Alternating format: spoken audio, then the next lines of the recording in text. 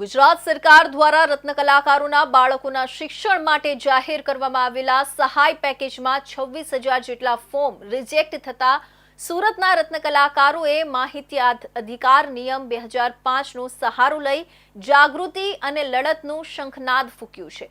Diamond worker યુનિયનના નેજા હેઠળ છેલ્લા 5 દિવસમાં જ જિલ્લા ઉદ્યોગ કેન્દ્રમાં 1000થી વધુ આરટીઆઈ અરજીઓ દાખલ કરવામાં આવી છે।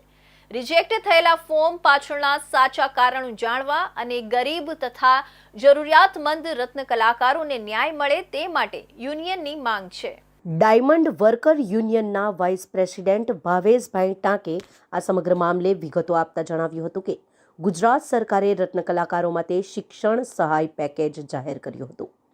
આ પેકેજ અંતર્ગત સુરત ખાતે 74,000થી વધુ રત્ન કલાકારોએ ફોર્મ ભર્યા હતા, જેમાંથી 50,000 ફોર્મને મંજૂર કરવામાં આવ્યા, પરંતુ 26,000 જેટલા ફોર્મને કોઈ પણ સ્પષ્ટ કારણ આપ્યા વગર રિજેક્ટ કરી દેવાયા હતા। હાલમાં હીરા ઉદ્યોગ મંદીના ગ્રહણ હેઠળ છે, જેના કારણે અનેક રત્ન કલાકારોની આર્થિક સ્થિતિ કફોડી બની છે।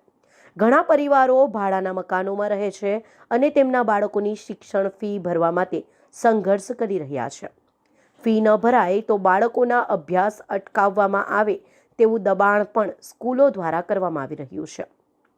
આવા કપરા સમયમાં શિક્ષણ સહાય રદ થતા પરિવારોની મુશ્કેલીઓ વધી ગઈ છે। સુરત ખાતે ગુજરાત સરકાર દ્વારા રત્ન કલાકારો માટે જે શિક્ષણ સહાય પેકેજ જાહેર કરવામાં આવ્યું હતું, આ શિક્ષણ સહાય પેકેજની અંદર 74,000 કરતા વધારે રત્ન કલાકારોએ સુરત ખાતે ફોર્મ ભર્યા હતા, જ્યારે 50,000 ફોર્મ પાસ કરવામાં આવ્યા હતા અને 26,000 ફોર્મને રિજેક્ટ કરવામાં આવ્યા હતા।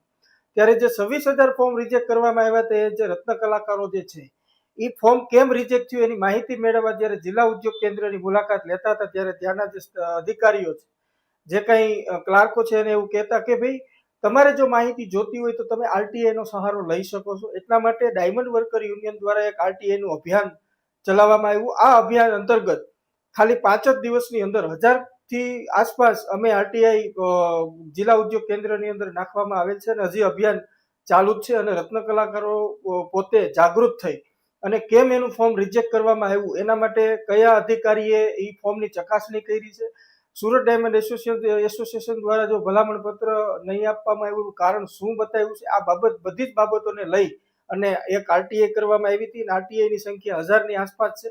તો આ તમામને એક જાગૃત કરવાનું એક અભિયાન ડાયમંડ વર્કર યુનિયન દ્વારા ચલાવવામાં આવ્યું છે અને સરકારને એવી વિનંતી કરીએ છીએ કે યોગ્ય કારણોસર જો ફોર્મ રિજેક્ટ કરવામાં આવ્યા હોય તો અમને કંઈ વાંધો નથી, પરંતુ આમાં ઘણા બધા એવા પરિવારો છે જે રેન્ટ ઉપર રહે છે અને જે હકીકત અને ફીની જરૂર છે, તો ફોર્મ પાસ કરવામાં આવે એવી પણ અમે સરકાર પાસે અપેક્ષા રાખીએ। ભાવેશભાઈએ માહિતી અધિકાર અધિનિયમ 2005ના કાયદાની સત્તા પર ભાર મૂકતા જણાવ્યું કે આ કાયદો ભારતના દરેક નાગરિકને સરકાર પાસેથી માહિતી જાણવાનો બંધારણીય અધિકાર આપે છે।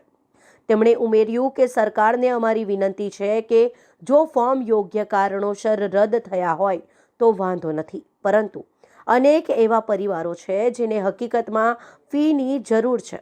સરકારે મોટું મન રાખીને 26,000 રદ કરાયેલા ફોર્મ પર ફેરવિચારણા કરવી જોઈએ। જો આરટીઆઈ દ્વારા માંગવામાં આવેલી માહિતી સમયસર અને યોગ્ય રીતે પૂરી પાડવામાં નહીં આવે તો યુનિયન અધિકારીઓ વિરુદ્ધ અને કાયદાના ભંગ બદલ કાયદાકીય લડત ચલાવશે તેવી ચીમકી પણ તેમણે ઉચ્ચારી છે।